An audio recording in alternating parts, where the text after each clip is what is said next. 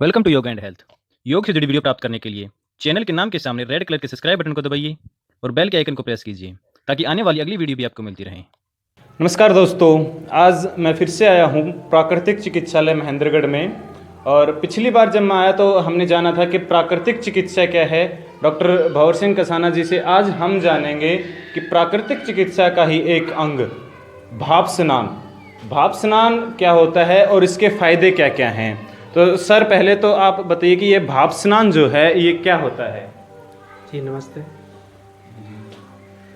अरुण जी, आपने पीछे भी चर्चा की थी पंच तत्वों की चिकित्सा है।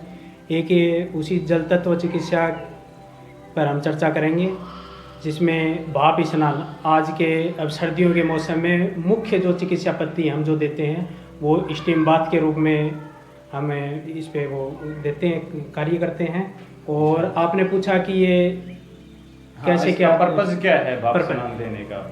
इसका अरुण जी, इसमें शरीर में जो टॉक्सिन का इकट्ठा हो जाता है उनको बाहर निकालने का भाप के जरिए। हाँ, रोम छिद्रों को खोलने के लिए हाँ जी, बिल्कुल। तो स्टीम बाथ का प्रयोग करते हैं हम। जी। और ये पंचकर्म में भी इसका बड़ा ही एक महत्व रोल होता है। जो स्नान के बाद स्वेदन जो क्रिया होती है, हाँ जी। शरीर से रोम छिद्रों के द्वारा टॉक्सिन निकालने का, बाहर निकाल जी, के जी, टॉक्सिन मैटर बाहर जी। निकालना। तो वो ही एक इसका मुख्य कार्य ये होता है। हाँ जी। और उसको हम स्टीम, ये एक सुधरा हुआ रूप है, स्टीम बाथ है। तो हम स्टीम ऐसे बाथ देते हैं। में सर ये होता कैसे है, किस प्रकार से स्टीम आती है, जी। इसमें कहाँ से क्या होता है, एक जी। बार इसका पूरा हमें दिखाइए। जी अरुण जी, ये देखिए, एक ये स्टीम में केबिन होता है। हाँ जी सर। ये हमारे पास फाइबर का केबिन है, ये लकड़ी का बनता है और फाइबर का भी, फाइबर वाला है हमारे पास। और ये देखिए, इसमें हम पेशेंट को इसमें बैठा देते हैं, कपड़े उतरवा के बैठा देते हैं। और ये ऊपर देखिए, मैं आपको बताता हूँ सर हाँ, मैं बैठता हूँ इसके अंदर। जी जी, आप बैठिए। आप सर, हमारे धर्मवीर सर आए हुए हैं, वो मेरी जगह आ जाए। एक बार क्वेश्चन आप पुटअप कीजिए सर। जी, इसमें देखिए कंफर्टेबल होके बैठे हुए हैं। हाँ जी, बिल्कुल। कंफर्टेबल होके कपड़े उतरवा के इसमें बैठा देते हैं, इसको बंद कर देते हैं केबिन को। और इसके बाद, इससे पहले इसमें कुछ सावधानियां भी रखनी है, उसके बारे में भी चर्चा करेंगे हम। इसमें बैठा दिया, इसको कवर करने के लिए स्टीम न बाहर निकले उसके लिए कवर करेंगे। तौलिया लाएंगे, तौलिया लेकर इसको मैं दिखाता हूँ। हाँ, एक बार तौलिए सर। ये ऐसे तौलिया लेके और इसको ऐसे गर्दन के चारों ओर ऐसे लपेट देंगे, जिससे स्टीम बाहर न निकले। और तो कोई निकलने का कोई जरिया नहीं है, यहाँ से निकल सकती है, तो इसको हमने कवर कर दिया। और इसमें जो सावधानी वाली जो रखने होती है, इसको गिल्ले, ये तौलिया छोटा टॉवल है, इसको भिगो के और सर पे रखना होता है, क्योंकि ब्लड का जो टेम्परेचर होता है वो ऊपर की ओर फ्लो होता है। तो मस्तिष्क में मेन न्यूरो सिस्टम होता है, तो वो उन पे कोई मतलब रुकावट की वजह से वो उसे टूटने फूटने का डर न रहे, इसलिए हम सर को ठंडा रखना पड़ता है। और एक गिलास इसमें पानी पिलाना पड़ता है। पानी इसलिए क्योंकि पानी का इसमें निकास होता है, पानी को निकालते हैं स्टीम के द्वारा, रोम छिद्रों द्वारा। हाँ, पसीना निकलता है तो पानी कमी हो सकती है। जी जी। हाँ जी। तो ये इसमें देखिए, ये हमारे पास बॉयलर है उच्च क्वालिटी वाला। तो इसमें हम इलेक्ट्रिक भी है, ये इलेक्ट्रिक भी है और गैस से भी दे सकते हैं। ये बॉयलर होता है, ये डिजीज अकॉर्डिंग इसमें जो भी क्वाथ है वो डालकर इसमें, और इसमें ये पाइप होती है, स्टीम पाइप बोलते हैं जिसको, ये इसमें अटैच कर देते हैं। और पेशेंट को बैठा के इसमें पसीने आएंगे और फिर इसके बाद लगा देते हैं। जी डॉक्टर साहब, आपने बहुत ही अच्छा बताया कि कैसे स्टीम या भाप शरीर की जो टॉक्सिन होती है, जो गंदगी होती है, उसको बाहर निकालने के लिए काम करता है। तो मेरा प्रश्न ये है कि ये किस रोगी को ये स्नान नहीं देना चाहिए और किस रोगी के लिए सबसे उपयोगी है? जी, आपने बहुत ही अच्छा क्वेश्चन पुटअप किया है धर्मवीर जी। धर्मवीर जी देखिए, ये वैसे तो सभी रोगियों को, लगभग सभी रोगियों को दे सकते हैं। विशेषकर जो हार्ट वाले जो रोगी होते हैं उनके लिए निषेध रहता है। और उसमें देखना पड़ता है कि बीपी का कितना क्या है, उसके बॉडी कैसी है। एक रोगी और रोगी के साथ है, रोगी को की बीमारी को भी देखना पड़ता है, रोगी की शारीरिक क्षमता को भी देखना पड़ता है। अगर कमज़ोर है तो कमज़ोर को भी हम नहीं दे सकते, हार्ट वाला पेशेंट है हार्ट वाले पेशेंट को भी नहीं दे सकते। और आपने पूछा कि किस रोगी के लिए ये उपयोगी है, तो ये सबसे ज़्यादा उपयोगी चर्म रोग में, चर्म रोग है, आर्थराइटिस है उसमें, और ये एस्थमेटिक जो प्रॉब्लम है उनके लिए बहुत ही उत्तम एक प्राकृतिक चिकित्सा प्रणाली है ये। तो क्या ये मोटापा में भी काम करता है या बहुत ही दुबला पतला है, दोनों स्थितियों में भी काम करता है या? जी, दोनों में करेगा। ये अगर फैटी है तो फैट रिड्यूस के लिए बहुत ही उत्तम विधि है, मैंने बताना भूल गया मैं। तो मोटापे में भी आप इसका मतलब बहुत ही एक अहम रोल रहता है। हम जो मोटापे वाले आते हैं, यहाँ पेशेंट आते हैं, तो उनको हम ये क्रिया मतलब हर तीसरे दिन हम करवाते हैं ये।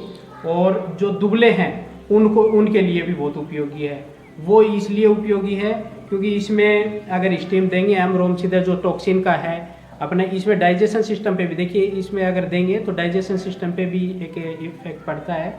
और जो मतलब रोम छिद्र खुलेंगे, रोम छिद्र द्वारा भी ऑक्सीजन अवशोषित होती है अपने शरीर में, तो रोम छिद्र जब खुल जाएंगे तो जितना ऑक्सीकृत अपनी नाड़ियाँ होंगी उतना ही अपने शरीर की का आकार बढ़ेगा। जी डॉक्टर साहब, आपने बहुत ही अच्छा बताया।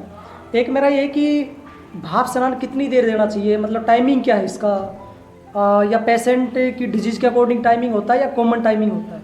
जी धर्मवीर जी, इसमें देखिए टाइमिंग का हमें वैसे कह नहीं सकते, इसमें 2 से 20 मिनट का वैसे टाइमिंग लिखा गया है, जो किताबों में जो महान प्राकृतिक चिकित्सक जो हुए हैं उन्होंने अपने पता नहीं वो कैसे क्या बताया उन्होंने, बाकी मैं ये नहीं मानता। आपका अनुभव क्या कहता है इसमें कितनी देर? इसमें ये होता है कि अगर कमज़ोर व्यक्ति है, कमज़ोर है, एक अलग अलग शरीर की अलग अलग कैपेसिटी होती है।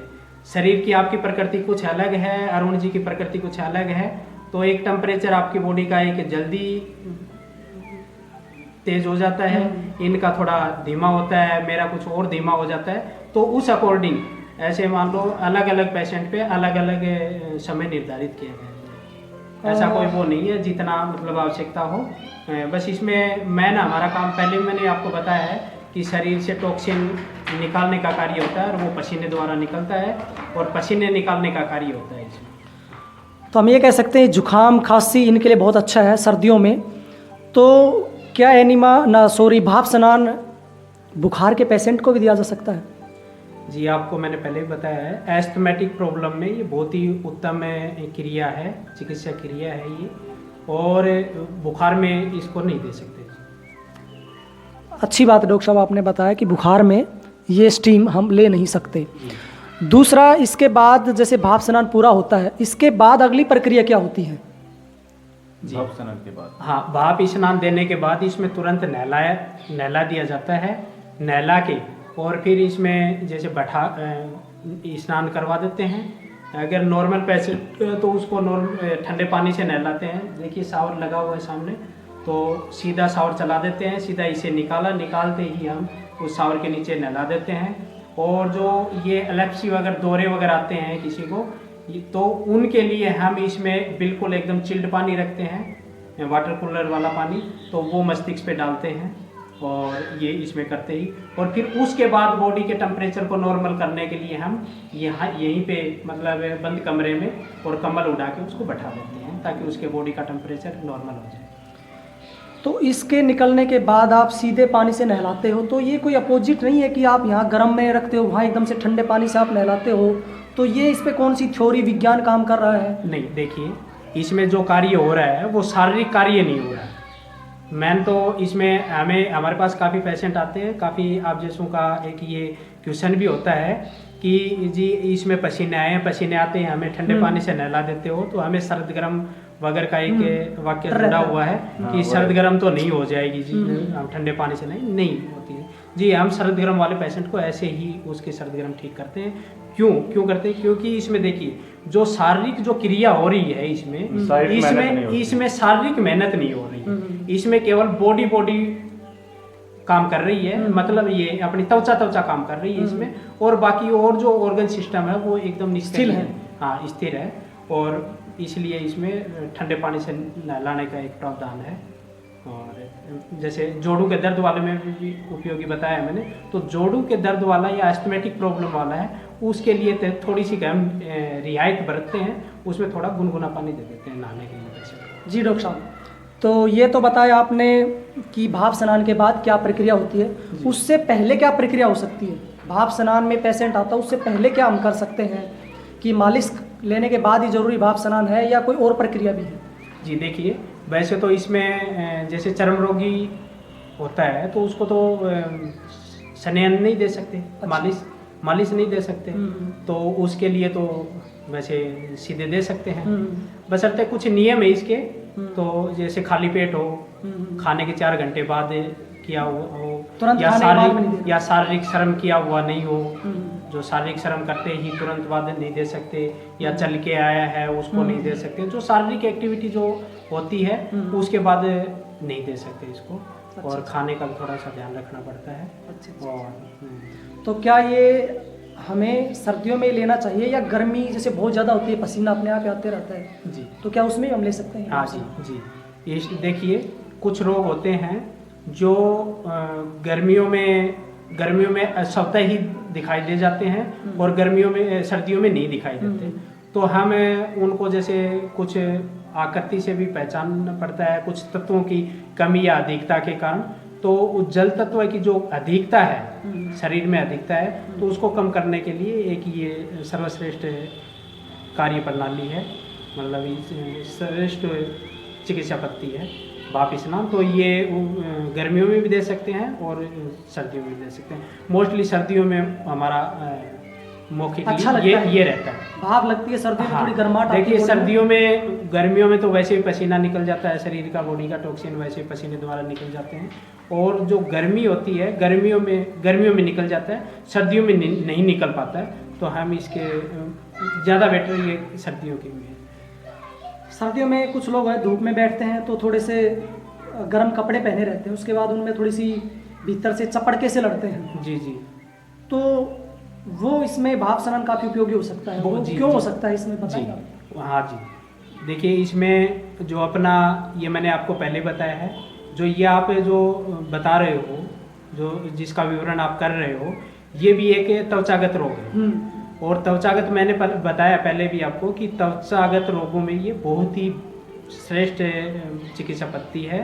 तो इसमें आप मतलब इसको ये देके स्टीम देके और उसको उस विकृति से हम निजात पा सकते हैं। मतलब छिद्र ब्लॉक हो जाते हैं और जब ये भाप देते हैं तो सारे छिद्र खुल जाते हैं। हाँ, रोम छिद्र खुल जाते हैं, पसीना छिद्र खुल के आता है, पसीने खुल के आ जाएंगे, और जो शरीर में रोम छिद्रों में जो टॉक्सिन का इकट्ठा होता है वो निकल जाता है पसीने द्वारा, और उसके बाद फिर जो भी हवा का है या कुछ भी है जो भी होगा, तो वो एकदम से शुद्धिकरण हो जाता है त्वचा का। जी डॉक्टर साहब, आपने बताया कि ये एक प्रक्रिया आपने बताई, और आप ये भी बताते हो कि इसमें बाहर से हवा नहीं लगनी चाहिए, या पेशेंट को डायरेक्ट पंखे की हवा में नहीं बैठना चाहिए, या डायरेक्ट बाइक चला के या खुली हवा में नहीं घूमना चाहिए, इसके कितनी देर बाद तक, ये क्यों बताते हो आप? जी देखिए, इसमें जो बॉडी का जो टेम्परेचर होता है वो एक बार हाई हो जाता है, और फिर हम ठंडे पानी से नहलाते हैं, उसके बाद हम उसको ब्लड को रोकने का काम करते हैं, जो ब्लड वो थक्के का काम करता है, ब्लड को एकदम, ब्लड का बहाव है वो रोक देते हैं ठंडे पानी से, और फिर बॉडी का जो टेम्परेचर जो नॉर्मली लाने के लिए मैंने पहले बताया आपको कि उसमें बैठा देते हैं कुछ देर के लिए। तो इसलिए इसमें बाहर अगर सीधे जाएंगे तो वो बॉडी का टेम्परेचर बन नहीं पाएगा। जी डॉक्टर साहब, दूसरा प्रश्न ये था कि ये उपकरण तो अभी बाद में आए हैं प्राकृतिक चिकित्सा में, इससे पहले भी लोग किसी और तरीके से ट्रीट करते थे, तो वो कौन सा तरीका हो सकता है, या घर पे आम व्यक्ति करना चाहे तो कैसे कर सकता है? जी देखिए, वैसे तो हम ये तो देखिए, ये उपकरण है जो स्टीम बॉक्स बोल रहे हैं, इसको केबिन बोल रहे हैं, ये हर किसी के पास तो अवेलेबल हो नहीं पाएगा। तो इसके लिए हम बताते हैं पेशेंट को, जब जाता है तो हम हमारे पास रोगी आता है, बाकी हम उसको एक अपना डॉक्टर बना के भेजते हैं, और वो हम बताते हैं इसके अल्टरनेटिव जो बताते हैं कि इसका अल्टरनेट आप कैसे कर सकते हो। तो देखिए, इसमें आप घर पे आराम से इसको ले सकते हैं, लोकल स्टीम भी ले सकते हैं, फुल बॉडी स्टीम भी ले सकते हैं। तो फुल बॉडी स्टीम में क्या किया जाएगा, एक प्लास्टिक होता है, प्लास्टिक ले लें और वो उसमें कुछ त्वचागत जैसे प्लास्टिक के भी कुछ कलर थेरेपी के अकॉर्डिंग, अगर आपको त्वचागत रोग है तो आप हरी पॉलीथीन ले लें, अगर आपको दर्द है, अर्थराइटिस वगैरह है आपको, तो आप रेड कलर वाली पन्नी ले सकते हैं। और बड़ी पन्नी लेके आप जितना आप अपना शरीर का घेरा बना के पूरे शरीर को लपेट लें और धूप में बैठ जाएं सन बाथ के थ्रू। अब सन बाथ भी ले सकते हैं और सन बाथ में वो पन्नी लपेट के और वैसे भी ले सकते हैं, या फिर वो भी नहीं है। अब देखिए जैसे धुंध है, कल से छाई हुई है यहाँ पे, तो इस धुंध में आपका अगला क्वेश्चन शायद मेरे को लगता है ये भी आप पुटअप कर सकते हो।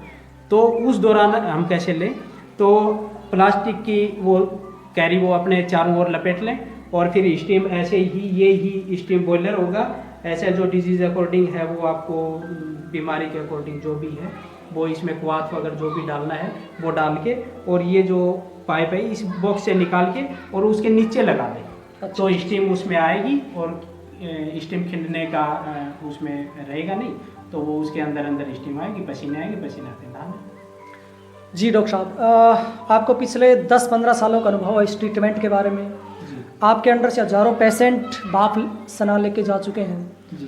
तो आपका कैसा एक्सपीरियंस रहा इसमें कि कितने पेशेंट ठीक हुए हैं, या कितने उन्होंने बताया कि हमें लाभ मिला है, या कितनों का कोई साइड इफेक्ट भी हुआ है? कुछ होते होंगे कि घुसते कि निकलने की कोशिश करते होंगे, हमसे सहन नहीं हो रहा, तो किस तरह का ये आपका अनुभव रहा इसमें? जी, आपने बड़ा ही एक आभार वाला काम किया है मेरा प्रचार प्रसार कर रहे हो आप। और जी देखिए, इसमें आपने पूछा कि कैसे क्या अनुभव रहा, और मैं आपको बताऊंगा कि मैं बताऊंगा तो अतिशयोक्ति भी लगेगी, नहीं, अच्छी चीज़ बतानी चाहिए जी। तो इसमें क्या है कि मैंने अब तक, धर्मवीर जी, मैंने अब तक 1000 मतलब 1200 से ऊपर पेशेंट मैंने ठीक कर चुका हूँ मैं इस नेचुरोपैथी में आने के बाद। मैंने पिछले वीडियो में मैंने बताया था कि कुछ मैं स्वयं भी रोगी था, और मैं इसमें जब से योगी बना हूँ, जब प्राकृतिक चिकित्सा वाले भी योग का ही एक अंग है, तो इसलिए इसमें मैं आया हूँ। तो उसके बाद मैंने बहुत सारे पेशेंटों का मैंने वो किया है, उपचार किया है और ठीक किया है, और ऐसे ऐसे पेशेंट ठीक किए जो मैं आपको, मेरे पास रिकॉर्ड है पूरा बाकायदा, मैं रिकॉर्ड दिखा सकता हूँ आपको। उसमें मेरे हजारों नहीं 1200-1300 के लगभग मेरे पेशेंट हैं, और उसमें ऐसे लाइलाज बीमारी वाले पेशेंट जो एम से रेफर, एम से हाँ पीजीआई रोहतक से और जयपुर से बड़े हॉस्पिटलों से, जिसको नकार दिया डॉक्टरों ने, कहा जितनी सेवा करनी है उतनी कीजिए।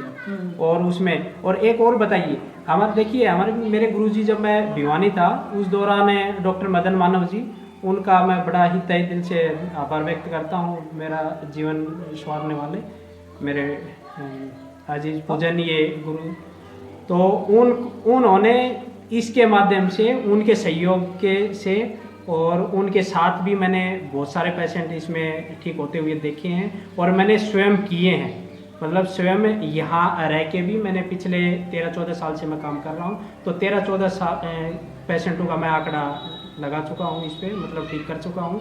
और इसमें जैसे इसमें एक और बताया, किडनी वाले पेशेंट का मैंने चर्चा नहीं की थी। किडनी वाले पेशेंट के लिए बहुत ही उत्तम ट्रीटमेंट है। आप सुनाओ जी, किस तरह की किडनी? जैसे किडनी पेशेंट में मूत्र विकार एक वो रोग होता है, जिसमें रक्त का शुद्धिकरण वाला काम होता है इसमें। तो इसमें देखिए, जैसे बैठ गए किडनी के पेशेंट को काम होता है, पेशाब की दिक्कत हो जाती है उसको, मतलब पेशाब नहीं लगता, तो पेशाब का स्टोरेज होता है यूरिन का, तो उसको निकालने के लिए एक अल्टरनेट, एक शरीर का ही अपने 4 भाई मानने हैं हमने। तो 4 भाई, त्वचा, मूत्र मार्ग और एक श्वास प्रश्वास मार्ग और एक गुदा मार्ग। तो ये 4 मार्ग, जब मूत्र मार्ग अगर में विकार आ जाते हैं तो त्वचागत जो त्वचा को है, त्वचा को सक्रिय कर दीजिए। तो इसमें त्वचा को सक्रिय करके हम जो कार्य, मूत्र का जो कार्य जो होता है, पेशाब के द्वारा जो टॉक्सिन निकाल रहे हैं, तो वो हम इसके द्वारा निकाल सकते हैं, त्वचा द्वारा वो ही टॉक्सिन हम वैसे निकाल सकते हैं। तो ये भाप स्नान की थी पूरी साइंटिफिक विधि, जिसमें टॉक्सिन मैटर को, शरीर की गंदगी को, विजातीय तत्वों को बाहर निकाला जाता है। और डॉक्टर साहब कहते हैं अक्सर कि मैं सभी रोग ठीक कर सकता हूँ। जी जी जी। लेकिन इसमें सभी पेशेंट ठीक करना कोई ज़रूरी नहीं है। जी जी। क्योंकि इस चिकित्सा पद्धति में आपका विश्वास होना बहुत ज़रूरी है, आपकी श्रद्धा होनी बहुत ज़रूरी है। तो टाइम लगता है, इसमें टाइम लगता है। टाइम लगता है, थोड़ा टाइम धैर्य पेशेंस रखना पड़ता है। तो डॉक्टर साहब ने एक अच्छी बात बताई कि किडनी की जो डिजीज है उनको भी इससे क्योर किया जा सकता है इस चिकित्सा के माध्यम से। तो दोस्तों आज हमने जाना भाप स्नान, स्टीम बाथ को, और इसके लिए मैं बहुत ही आभारी हूँ डॉक्टर भंवर सिंह कसाना जी का, जो इतनी इम्पोर्टेंट नॉलेज हमें दी, हमें बताया कि हम अपना स्वयं का उपचार कर सकते हैं इसके द्वारा। घर पे भी हम इसके द्वारा हम चिकित्सा ले सकते हैं। ज़रूरी नहीं है कि हमारे पास ये उपकरण हो, बल्कि हम सर ने जैसा कि बताया कि पॉलीथीन बाहर से लगा के उसके अंदर स्टीम डालकर भी हम भाप स्नान ले सकते हैं, स्टीम बाथ ले सकते हैं। और ये रोम छिद्र को हमारे खोल के पसीने के थ्रू हमारे टॉक्सिन मैटर को बाहर निकालती है। तो इनका हम बहुत बहुत आभार व्यक्त करते हैं। वहीं साथ साथ सर हमारे साथ आए, उनका भी हम बहुत बहुत धन्यवाद करते हैं कि उन्होंने मेरे वाला काम उन्होंने आज किया है यहाँ पे। जो क्वेश्चन मैं पुटअप करता हूँ सर करने थे सर से, उनके जगह आज सर ने क्वेश्चन पुटअप किए हैं। वो जरूरी था क्योंकि आप ट्रीटमेंट ले रहे थे, तो क्वेश्चन पूछने वाला दूसरा होना चाहिए। और मैं बता दूं आपको, मैंने कपड़े पहन के अंदर बैठा था, लेकिन कपड़े पहन के नहीं बैठा जाता है, इसमें कपड़े उतार के बैठा जाता है। तो उसका भी ध्यान रखिए। वो सिर्फ सैंपल था, मैं अंदर बैठा था कपड़े पहन के, वो सिर्फ सैंपल था, बल्कि कपड़े नहीं होते हैं शरीर के ऊपर जब हम इसके अंदर बैठते हैं। तो सभी का धन्यवाद, थैंक यू। जी अरुण जी, आपका भी बहुत बहुत तहे दिल से धन्यवाद, जो आप भी एक न्यू टेक्निक के साथ आप हमारा प्रचार प्रसार कर रहे हो। तो आपका भी तहे दिल से धन्यवाद। ठीक है सर, धन्यवाद।